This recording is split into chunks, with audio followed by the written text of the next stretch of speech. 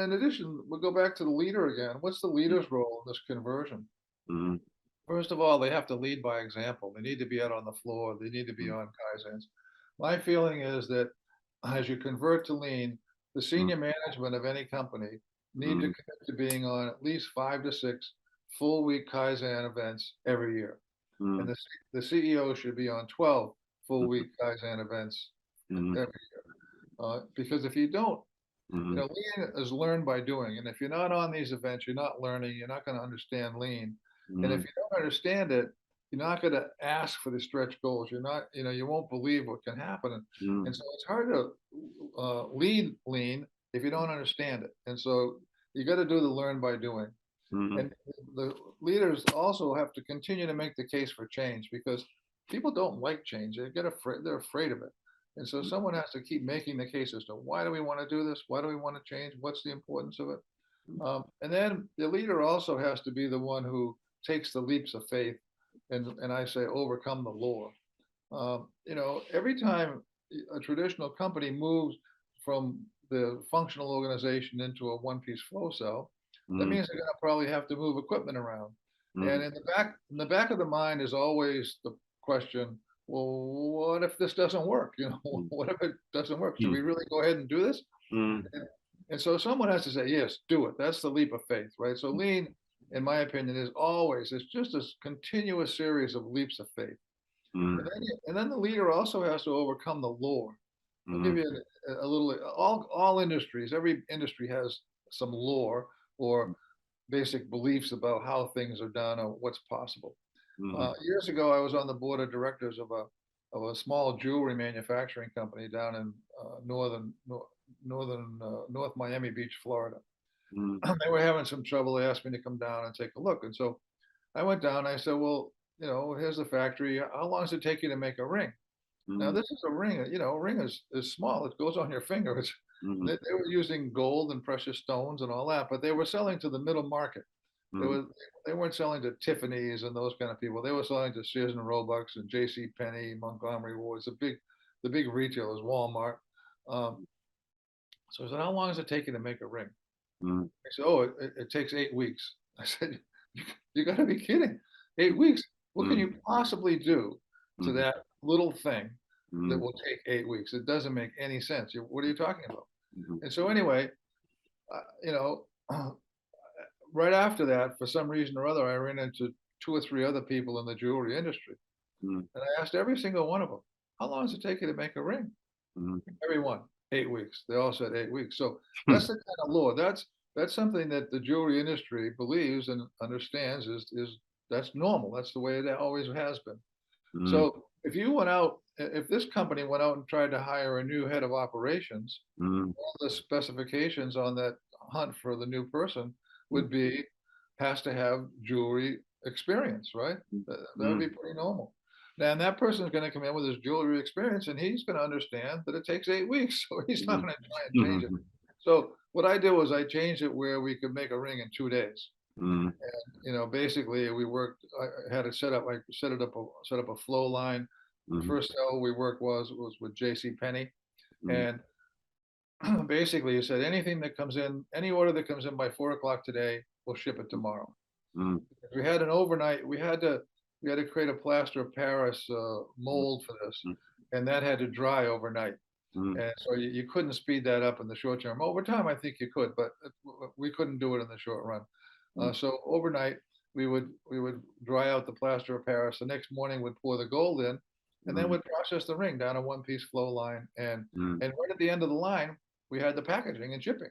I mean, they used to have that in a whole separate room in a whole separate building. It was crazy. And so, this is overcoming the law from 8 weeks to 2 days.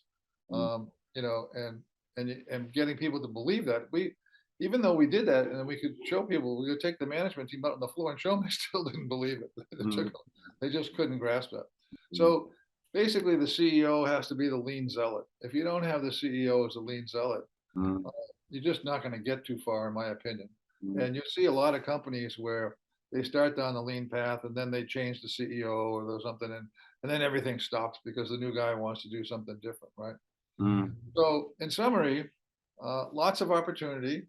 to go from traditional batch to lean. But mm, as my old sensei, Chihiro Nakao, used to tell me, Burn-san, if you don't try something, mm, no knowledge can visit you. I always think mm, that that's a great comment. If you don't try something, no knowledge can visit you. And that's true. mm, mm, So, in your own area, your own company, if you don't try something, nothing will happen either. So I mm, hope you'll try something and you can move in this direction because mm, lean creates an unfair competitive advantage. mm, And if you can move from 6 week lead times to 2 days, mm, and your competitors don't, you have a tremendous unfair competitive advantage. mm, So that's a summary of what it takes to do a lean turnaround. mm. Excellent. I love this. It was a real good flow. I need to talk to you since you mentioned Sensei Nakao. Uh, when I spoke to Rico Keno, who worked with Iwata and Nakao, she quoted Iwata, Sensei Iwata, by saying, we not only take the horse to the water, but we make it drink it, taste it. Right. That's one.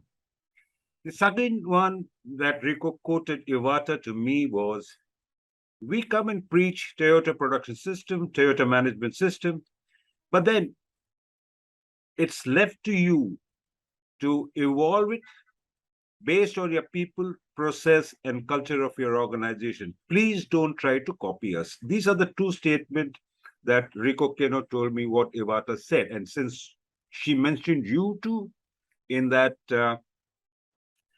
interaction that we had, just take me through those two things. Iwata, since Iwata saying that you got to make the horse drink the water and taste it. I'm taking from the last slide that you said, if you don't do something, you don't have knowledge. It was Sensei Nakao, if I'm pronouncing that word right, Right, said. Nicole. The second one was, don't copy us. Evolve, you understand the basic principle, back to basics, get the basics, and then evolve it around your people, process, and the culture of your organization. Your take on that, Art? That's the only question that I have.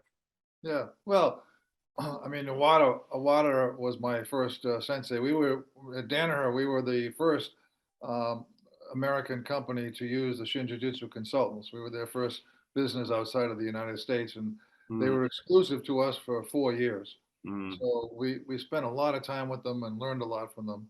mm, I'll give you another quote from Awada. We were sitting around at lunch one day, and they've been showing us a lot of things on the shop floor, and mm, myself and the guy that ran Jake Brake, he worked for me. We said, Mr. Awada, this stuff, this Toyota production system that you're teaching us, mm, this is the most amazing strategic weapon that we've ever seen. You mm, know, why isn't everybody doing this? mm, He just laughed and he said, look, I can tell you about the Toyota production system. mm, I can take you and show you the Toyota production system, mm, but I bet you can't go home and do it. And that's very true. And mm, it's always been very true mm, because it's the shift to lean is mm, 180 degrees different than mm, traditional approach. mm, And so if you start and you don't have someone like a water and a cow with you pushing you in the right direction all the time, in mm, other words, forcing you to drink the water, mm, if you don't have them there, mm, you'll go backwards right away because your people will say, "Oh, this will never work here. Oh, we can't do mm, that." mm, Everybody. There's a zillion excuses that people have as to why you don't want to make this change. mm, And so having the outside consultants like Awada mm, with you to force you to drink is mm, very, very important. And what he says is also correct. You know, we were making electrical products. We didn't make cars. We were never going to be Toyota, mm, uh, and we never tried to be Toyota. We tried to be the best wire mold that we could be, mm, using the philosophy and the things that they taught us, mm, the way that Toyota went about things. mm, So I think all the things you just said are very true. mm. So I was reading one of the articles that it was on Ask Art, and I've been following you on us, Art, is with respect to people. One of the things that you mentioned in that article was this was never mentioned during Iwata's time when Iwata introduced you. And as you went around the journey, and somewhere when the Toyota way came in, I don't know the understand. I mean, I understand the sequence that Toyota started talking about respect for people. And then they said there are two pillars, that is continuous improvement pillar and respect for people. That is the Toyota way, the best side. So there was a journey that I read in a question that was asked to you. Can you just touch on that with respect to respect for people? Sure. Well, of course, that whole thing that you just mentioned about the Toyota way and continuous improvement and respect for people, we we never heard about respect for people from Toyota before. We were doing lean way before that ever came out, Mm, uh, and so we never followed that principle because they said it. We followed it because it made sense. mm, We always respected people. I mm, always felt that the CEO or the leader mm, had three real obligations to their people. One, you got to protect their job. The mm, best way to do that is if you can make the company be a growing and thriving enterprise, you're going to protect mm, everybody's jobs. mm, Two, you had to improve their skills. mm, You had to train them and give them more skills. And as we move from batch to lean, mm, taking somebody who maybe has run one machine for 10 years, mm, and that's all, that's their skill. And mm, now we're going to move them into a one-piece flow cell, and mm, we're going to teach them how to do setup production. They're going to have to run 8 different machines. So we're vastly expanding their skills. And mm, the third thing that I think you have to do is you have to give the worker, your operator, your people, all your people, a chance to gain from to be rewarded for the gains that they're going to create. mm, And we did that through a profit sharing plan. We had a profit sharing plan that paid out. And mm, when I first got to Wormhole, it was paying out at about a 1% of people's pay. mm, Um, as we started to do lean, we said our target is to get it to be pay out at 20% of your pay. mm, We got there a few quarters, but then we'd buy some new company and it would go down. But we probably averaged around 14% payout. mm, That was pretty significant to most people. So they understood as they submitted ideas and as they helped us remove the waste, mm, a lot of the money and the gains from that was going to go in their pocket. mm, So, if you think about those three things, mm, secure the job, improve their skills, and give them a piece of the reward, I mm, think that you're thinking about respect for people the right way. mm. Art, uh, way back in 1977, I was 27 years old, and I thought you're still 27 years old. I love you for that. I love you for that. Uh, yeah, I'm curious enough. Yes, the curiosity has never stopped me. So I'm talking with myself. So 1977, I had this good luck of hearing Peter Drucker in person, uh, and he spoke to me, or spoke to us about auto motivation. And I was working in a large public sector aviation industry, and something that struck me and it still holds good for me is he told us that don't expect people to come and hold you by a finger and motivate you. You got to develop yourself to motivate yourself. That's what he told me. He told us. Now that I took it around right my career path. Now, when people talk about toxicity in the organization, they can't do anything about it, helplessness, leaders should change. I mean, you said that lean was a human resource people's movement. I understand that leaders have to do their part of it.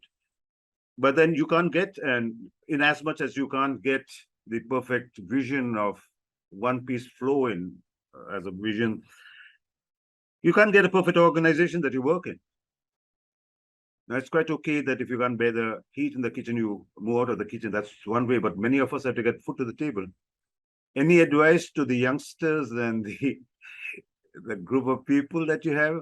We have said enough of, I mean, it's enough of, we know about Well, this is a question that I get at any presentation I've ever made, which is, gee, we really like that. Can you come to our company and convince our CEO to do lean? And I always just say, "Well, I'm not going to come to you. If he doesn't want to do it, I'm not going to convince him. Forget that." Mm, So they say, well, what can we do? What can we do about it? I mm, think, well, you can try it yourself. It's like you just said, take some initiative yourself. If mm, you if you are in charge of a small product line or a small area in the plant or someplace else in the business, you can use the lean tools and the lean approach to improve your own operation. mm, And if you get some really big gains, don't make a big deal out of it. Don't make a lot of noise. Just do it. mm, And then if you have something really impressive to show, you mm, can bring the CEO and the senior people down and say, let's look what we did. mm, And they're going to say, well, gee, that's great. How did you do that? mm, I say, well, we use lean, and this is why lean is good, and we can work across the whole company. mm, If they have an example right in their own business, it's a little harder for them to deny that this is something that would work, mm, right? Because it's already working in their company. And so I think that's one of the best ways to do it, because otherwise, what you're going to find, and people say, well, we're not a car company, that'll never work here, or we're not this kind of company, it'll never work here. And oh, gee, Jake Brake and BYRNE got good results, but we'll never get that. mm, We can't go to 20 times inventory turns. Here's 25 reasons why that'll never happen. mm, Or we can't take setup reduction from 3 hours to 1 minute because here's 20 reasons why that'll never happen. mm, And so every company has people like that. And if you've done something the same way for 20 years, mm, and I come in and say, look, everything here is no good, well, mm, you're going to react to that. Like, wait a minute, you can't come in here and say that. You just showed up here and say everything's no good. mm, So I have to show you, right? I can't just say that. I have to show you. So it's the same thing from what you said. If I can show you an example in your own company that I created in mm, my area, maybe I mm, can get you to be more interested in lean. Maybe I can get you to open your eyes and start to think about this. mm. This isn't that equally true for the internal consultants that they have who are focusing on lean or whatever continuous improvement, that they don't get sucked into the culture? Like what you give the example of the culture of a jewelry industry. It's taken for granted it takes 8 weeks or what have you. And then what's the how does an internal consultant in an organization doesn't get sucked into that culture and probably taking a clue from what you said, try it out somewhere, uh, boil a cup of water instead of the notion. I don't know. How do you go about it? What's your advice to the internal consultants? Well, I think if you're having if you create a Kaizen promotion office, then the only reason you have it is to do lots of Kaizen. So they're not going to get sucked into any culture, because the reason they're in the Kaizen promotion office is the CEO changed the culture and created a Kaizen promotion office. Mm, So, I mean, they're only there for that reason, and everybody understands it. So mm, they're not going to get sucked into any culture. The culture is changing, right? mm, Now, if you're an external consultant, then you come into a company like that. It's a bigger problem. It's really hard to get companies to do the right thing. And I think the only really good lean consultants that I met mm, are the ones that practice the traditional Toyota approach, the way that Shinjitsu taught us, and B, are willing to fire their customers. mm, Because, if you go into a company and say, we're going to show you how to do lean, oh, yeah, yeah, we're all excited.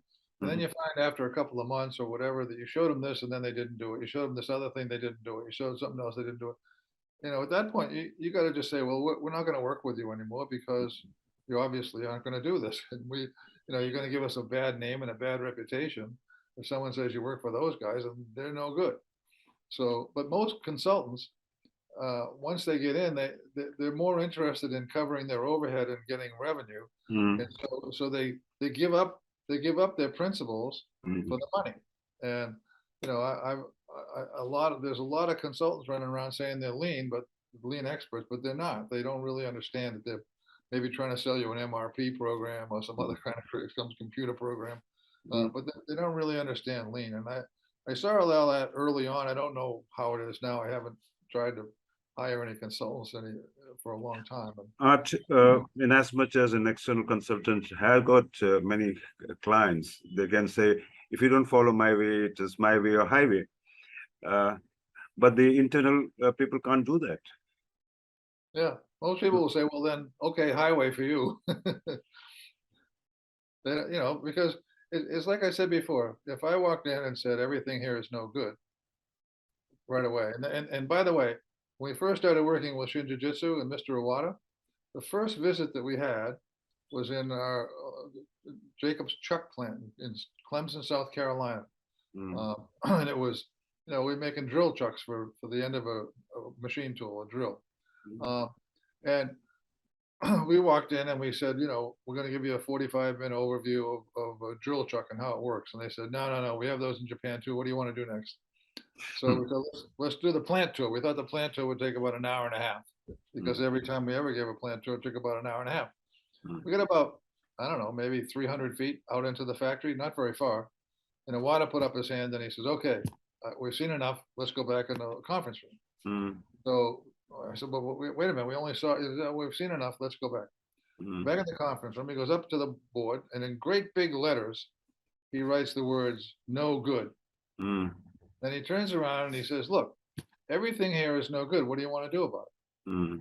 That was how we started. I mean, that's exactly how we started our lean journey with Shin Jiu-Jitsu. Now, I would say that over 90% of all companies, if a consultant came in and did that to them, they would throw them out. They would just say, oh, no, wait a minute, you can't say that.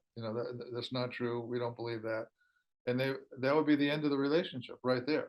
We said, we begged them to come and help us. So if you want to say everything's no good, we agree with you. Let's tell us what to do. And I think that's the difference. I think that, think of it this way, and I may be completely nuts about this, but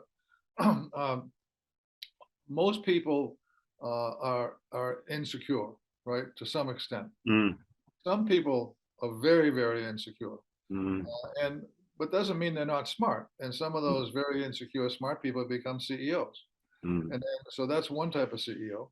And another type of CEO is sort of what I call a command and control CEO. If something goes wrong, the first question asked is who did that? So they're always looking for someone to blame. It's never going to be their fault. And the insecure CEO is the same. They can't ever be wrong. They have to always be right. They don't want to make any mistakes. And if those two types of CEOs make up half, let's say they make up half of all the CEOs, those two personality types, they can't take any leaps of faith. That's impossible for them. The whole mentality won't allow that to occur because there's risk in that. There's risk for them personally in that of taking a leap of faith. And what if, the question of what if it doesn't work? They don't want any part of that. And so it's very difficult for a personality like that to go down the lean path and take the risks and take the chances that you're going to take by making all these changes. And so I think from my point of view that about half of all the companies will never do this because they have leadership like that. I could be totally wrong, but under that circumstances, what does an internal consultant do? Because well, he needs to go get himself another job. Yeah, okay. If he has that kind of leader, he's not going to get anything done. No way. I think that answers a lot of other questions. Now, just a single question. I want you to make the clear distinction between a change and a transformation. To me, a transformation is like a caterpillar becoming a butterfly, but there is an intermittent stage in which there's a cocoon stage. That's for me a transformation and not a change. Any thoughts on that? Well, I don't know. I never gave any thought to caterpillars. Now I'm asking you to think about it because people have to get into that cocoon stage, which is suffocating. Well, I would define it a little differently. Because I would think that a transformation means you've changed from a traditional kind of culture to a lean culture. If you make the transformation correctly, it's very difficult to go back. mm, Whereas maybe what you're saying as a change is, okay, we made some changes, but we didn't change the culture. And so when the current CEO leaves and the mm, new guy comes in, the whole thing collapses mm, because mm, mm, we didn't transform it. We just did a few changes here and there, mm, right? We didn't get the culture to change, mm, because one of the things I found is that people who do lean correctly in a real lean organization, mm, they can't go back to a mm, batch culture. They can't mm, go work in a batch culture anymore. It doesn't make any sense to them, mm, you know? And because they've seen one way to do it, and they know, and they go back into the old way to do it, and they can't do it. It's mm, impossible. mm, That's because they've changed culturally. They've changed mm, mentally and culturally because mm, of the experience that they've had. So um, I think, to do I call it the lean turnaround, lean transformation, whatever word you want to use. But you have to change the culture. Culture has to change. mm, I have an article recently, I think last December, on how do you create a lean culture in my mm, LEI post. It's, I think, mm, last December. It's a pretty long article, but it mm, talks about converting the culture as not just one or two simple things. There's a lot of things that go into that, and it mm. has to have management involved the whole way. Art, uh, when will you give me an opportunity again to talk over the specific thing about the change of culture, the article that you wrote in December? Can I have an episode with you? I'll come back to you. I would love you to be back on my episode. Yeah, we could try and do that. You Yeah, should go and read the article, and then we can talk more. I would do that. I would do that. Thanks a lot, Art. Love you for that. And Okay. namaste from India. All And right. please come to India. Please do. Thank you very much. We need a lot of art in India. Thanks a lot.